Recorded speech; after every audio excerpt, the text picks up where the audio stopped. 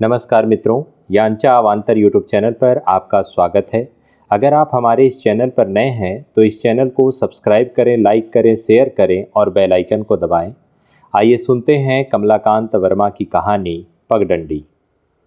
तब मैं ऐसी नहीं थी, लोग समझते हैं मैं सदा की ऐसी ही हूँ। मोटी चौड़ी भारी भरकम, क्षितिज की परिधि को चीर कर अनंत को शांत बनाती, संसार के एक सिरे से लेकर दूसरे सिरे तक लेटी हुई। वह पुराना इतिहास है, कोई क्या जाने। तब मैं न तो इतनी लंबी थी, न इतनी चौड़ी, न चेहरे पर ईंटों की सुर्खी की ललाई थी, न शरीर पर कंकड़ों के गहने। मेरे दाएं बाएं वृक्षों की जो ये कतारें देख रहे हो, वे भी नहीं थी। न फुटपाथ था, न बिजली के खंभे। अप्सराओं की सी सजी न ये दुकानें थीं, न अंगूठी के नगीने की तरह ये पार्क। तब मैं एक छोटी सी पगडंडी थी, दुबली पतली सुकुमार और नटखट। कब से मैं हूँ इसकी तो याद नहीं आती, किंतु ऐसा जान पड़ता है कि अमराई के इस पार की कोई तरुणी नदी से जल लाने के लिए उस पार गई होगी। जैसे किसी छोटी सी नगण्य घटना के बाद किसी प्रथा का जन्म हो जाता है और उसके बाद फिर एक धर्म भी निकल पड़ता है, उसी तरह एक तरुणी के जल भर लाने के बाद गांव की सारी तरुणियां घड़े में जल लेकर भटकती इठलाती एक ही पथ से आती रही होंगी और फिर वहीं से मेरे जीवन की कहानी बह निकली। मेरे अतीत के आकाश के दो तारे अब भी मेरे जीवन के सूनेपन की अंधियारी में झलमला रहे हैं। यूँ तो सारी अमराई, सारा गांव मेरे परिचितों से भरा था, किंतु घनिष्ठता थी केवल दो जनों से, एक बट दादा और दूसरा था रामी का कुआं। बट दादा अमराई के सभी वृक्षों में बूढ़े थे और सभी उन्हें श्रद्धा और आदर से बट दादा कहा करते थे तो वे वृद्ध, लेकिन उनका हृदय बालकों से भी सरल और युवकों से भी सरस था। वे अमराई के कुलपति थे। उनमें तपस्वियों का तेज भी था और गृहस्थों की कोमलता भी। उनकी सघन छाया के नीचे लेटकर बीते हुए युगों की वेदना और आह्वान से भरी कहानियां सुनना, रिमझिम वर्षा में उनकी टहनियों में लुक कर बैठे पक्षियों की सरस बरसाती का मजा लूटना, आज भी याद करके मैं विह्वल हो उठती हूँ। ठीक इन्हीं से सटा हुआ रामी का कुआं था, पक्का ठोस सजल स्वच्छ गंभीर और उदार। सांझ सवेरे गांव की स्त्रियां झनझन करती आती और अमराई को अपने कलकंठ से मुखरित करके कुएं से पानी भरकर मुझे भिगोती हुई रौंदती हुई चली जाती। मेरी चढ़ती हुई जवानी का आदि भी इन्हीं से होता, मध्य भी इन्हीं से और अंत भी इन्हीं से। भूलने की चेष्टा करने पर भी क्या कभी मैं इन्हें भूल सकती हूँ? मनुष्य के जीवन का इतिहास प्रायः अपने सगों से नहीं, परायों से बनता है। ऐसा क्यों होता है समझ में नहीं आता, किंतु देखा जाता है कि अकस्मात कभी की सुनी हुई बोली, किंचित मात्र देखा हुआ स्वरूप, घड़ी दो घड़ी का परिचय, जीवन के इतिहास की अमर घटना स्मृति की अमूल्य निधि बनकर रह जाते हैं और अपने सगों का समस्त समाज, अपने जीवन का सारा वातावरण कमल के पत्ते के चारों ओर के पानी की तरह छल छल करते रह जाते हैं। उछल उछल कर आते हैं, बह जाते हैं, टिक नहीं पाते। मैं सोचती हूँ ऐसा क्यों होता है, पर समझ नहीं पाती। जेठ के दिन थे, असल दोपहरी, गर्म हवा अमराई के वृक्षों में लुढ़कती फिरती थी। बट दादा ऊँघ रहे थे। एक वृक्ष में लिपटी हुई दो लताओं में झगड़ा हो रहा था। मैं तन्मय होकर उनका झगड़ा सुन रही थी। इतने में ही कुएं ने पूछा, पगडंडी सो गई क्या? नहीं तो, मैंने कहा। इन लताओं का झगड़ा करना सुन रही हूँ।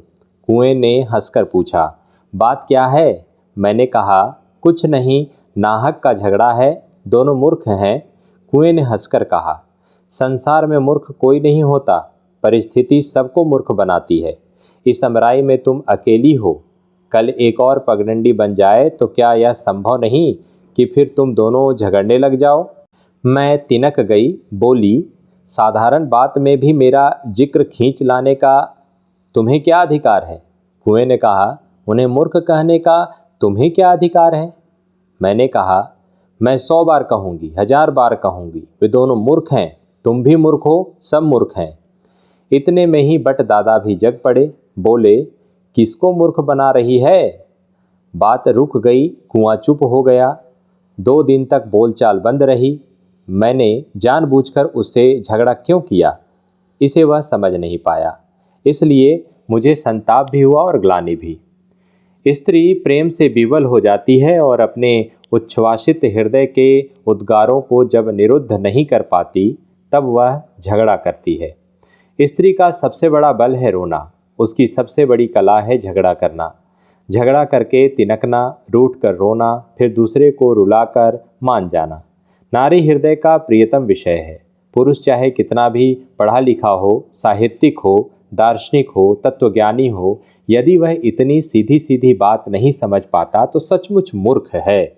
यह घटना कुछ नई नहीं थी, नित्य की थी। कोई छोटी सी बात लेकर हम झगड़ पड़ते, आपस में कुछ कह सुन देते, फिर हफ्तों एक दूसरे से नहीं बोलते, किंतु वह बात जिसके लिए मैं सब कुछ करती, सारा झगड़ा खड़ा करती, कभी नहीं होती। कुआं मुझे कभी नहीं मनाता, अंत में हार कर मुझे ही बोलना पड़ता। तब वह बोलने लगता मानो कुछ हुआ ही नहीं। मैं मन ही मन सोचती, यह कैसा विचित्र जीव है कि न तो इसे रूठने से कोई वेदना होती है और न मनाने से कोई आह्लाद। स्वयं भी नहीं रूठता, केवल चुप हो रहता है। बोलती हूँ तो फिर बोलने लगता है, जैसे कुछ हुआ ही नहीं। हे ईश्वर, अपनी रचना की हृदयहीनता की सारी थैली क्या मेरे ही लिए खोल रखी है? इस घटना पर मैंने विशेष ध्यान नहीं दिया, किंतु वह बात रह रह कर मेरे कानों में गूंज उठती।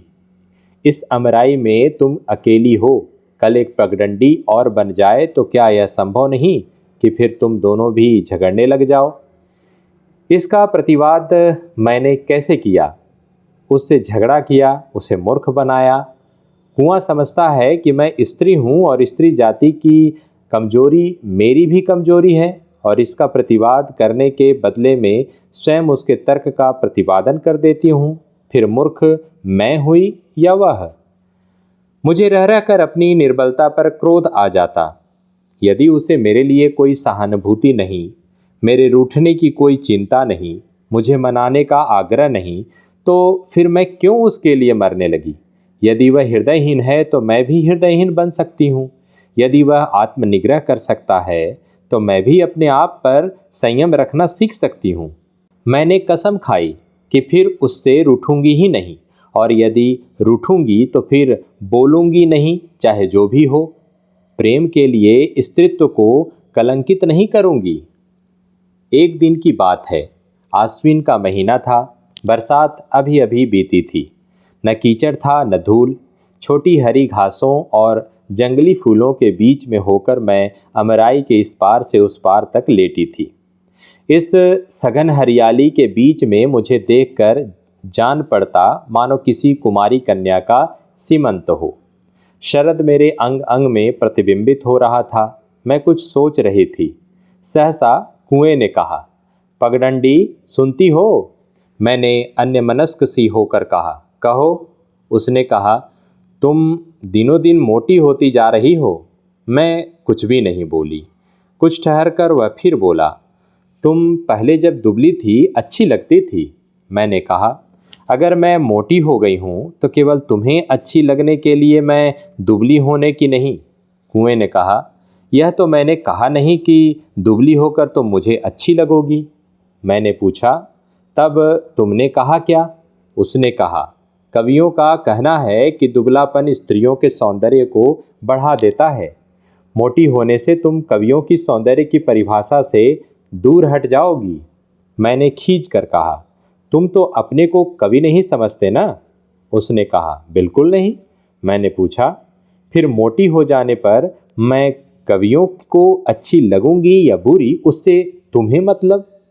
उसने शांत भाव से कहा, कुछ भी नहीं, केवल यही कि मैं उस परिभाषा को जानता हूँ और उसे तुम्हें भी बतला देना अपना कर्तव्य समझता हूँ। मैंने गंभीर होकर कहा, धन्यवाद। स्त्री यदि वह सचमुच स्त्री है तो सब कुछ सह सकती है, पर अपने रूप का तिरस्कार नहीं सह सकती। स्त्री चाहे घोर करूपा हो, फिर भी पुरुष को उसे करूपा कहने का कोई नैतिक अधिकार नहीं। स्त्री का स्त्रीत्व ही संसार का सबसे महान सौंदर्य है। उसके प्रति असुंदरता का संकेत करना भी उसके स्त्रीत्व को अपमानित करना है। स्त्री के स्वरूप का उपहास करना वैसा ही है जैसा पुरुष को कायर कहना। मैं समझ गई कि कुआं मुझ पर मार्मिक आघात कर रहा है, नहीं उपहास करना चाहता है। मैंने मन ही मन प्रतिज्ञा की कि चाहे अंत जो भी हो, मैं भी नाज से युद्ध आरंभ करूंगी।